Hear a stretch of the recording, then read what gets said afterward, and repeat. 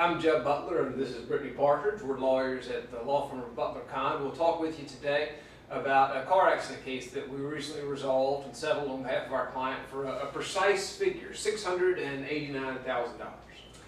Yes. Brittany's going to tell us about the facts of the collision. Yes, so last fall our client was a passenger in a car up in northwest Georgia, in Dalton, Georgia, about 2 hours north of Atlanta. And he was riding in the car with his cousin, and it was in the early mornings of a Saturday, and our client's cousin went around a curve and lost control, flipped the vehicle, and actually left the scene. Our client was left laying on the ground, injured, so severely injured that he couldn't move. So we have some photos of our client's injuries. He sustained an open jaw fracture. Well, actually, we'll talk about the collision first. So as you can see in this photo, the car is completely flipped. It was a single car accident, and the only people you can see here are the officer arriving on scene and then our client here laying in the roadway. So this is actually a still shot from the dash camera footage, is that right? Dash cam. Okay. Can we go to the next one? Sure. So what are we looking at? In this photograph, you can see our client in the hospital room. As you can see, he's not awake in this photograph. He was very severely injured and had to be put under sedation.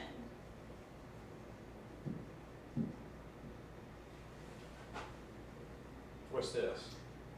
Here you can see our client's road rash from the wreck. This is his forearm, and there's a rash all the way from the elbow all the way up to his wrist. All right, and what are we looking at here?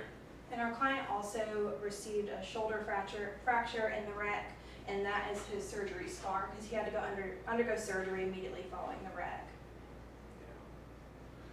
So the driver in this case, who was our client's cousin, had been doing quite a bit of drinking that night, which is the reason for the one-car collision.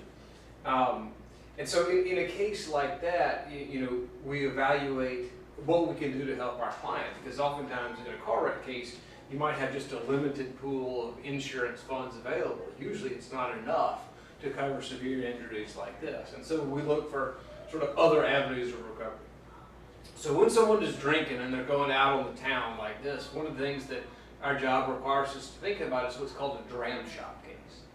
You may have heard about that or heard about the concept by a different name, but basically if there's a bar somewhere and they are serving alcohol to someone who's already drunk and they know that person is about to drive, and then they go out and hurt somebody else, then the other person who is harmed can sue the bar for getting the other person drunk even though they knew that person was going to drive. In other words, an innocent victim could sue the bar that served the at-fault driver if the bar knew the at-fault driver was drunk and knew he was going to drive.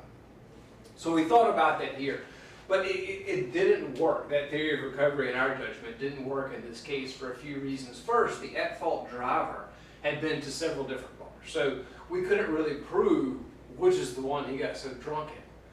Another problem was that there was some beer and alcohol in his car. So we couldn't disprove the idea that he got drunk in his car. It wasn't any bar's fault at all. So we didn't really see a dram shop case there, but we did see some pretty egregious misconduct by the at-fault driver. Yeah, and to talk about that, as you saw in that first photograph with the still shot from that dash cam, you can see it's just our client and the police officer. And that's because the driver actually ran away from the scene, and he claims to have ran to his uncle's house or his aunt's house and then claimed to return again later. There was a lot of lies. He didn't exactly complain about his drinking that night, and then ultimately did face charges because of his actions. So we felt like that was some pretty poor conduct. I mean, not only is he drinking and driving, but he crashes and he left his cousin like laying on the roadway with a broken jaw, a broken shoulder, and that road rash that you saw earlier.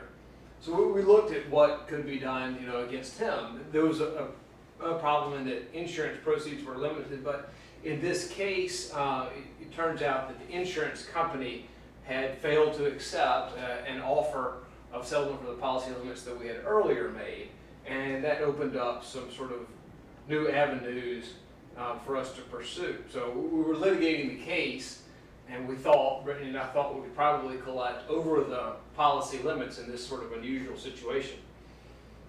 So we chased that idea. We had some problems in the case, too, though, from our angle. One is that, you know, our client was cousins with the at-fault driver, and we thought some people might have a problem with that. Some jurors might not like, you know, someone suing their own cousin, even if the cousin had left him laying on the side of the road with a broken jaw. So we ran some focus groups, something our firm does from time to time. We'll get people sometimes in this conference room where we are now and ask them their opinions about facts in our cases. Sometimes we'll gather people virtually using Zoom or another platform. And we did that here, and we found a couple things. One, some people didn't like the cousin suing cousin idea, even though the at-fault driver had acted so poorly. And some people also thought, well, you know, your client was probably drunk too. They had been to at least to some of these places together, so maybe he knew. So we thought, we looked at this case and thought, well, you know, our client is seriously hurt. I mean, it's a real injury case, and he wasn't driving. Our client did nothing to break the law. But at the same time, we could see some facts that a jury might not like. So we decided to explore the idea of settling the case. So our client did want this case settled, and we were litigating the case in a pretty conservative jurisdiction, so up in Whitfield County. And so we had to take that into account, and in the state of Georgia and a lot of places, there is an offer of settlement statute, which allows us to make an offer to the defendants to settle the case. And if they don't accept that settlement, there's some repercussions at trial, such as paying our attorney's fees, our costs and expenses of litigating the case. So we came to a number with our client. We sat, we spoke with him, and ultimately decided on $689,000 in an attempt to make sure that the case was settled, but make sure that our client was taken care of and would receive enough money in the end to compensate him for his injuries. So we made that offer under the Georgia statute, Rule 68. The defense had 30 days to accept it, and right at the end of that, they did. So the case settled, the litigation concluded, and we had a happy client.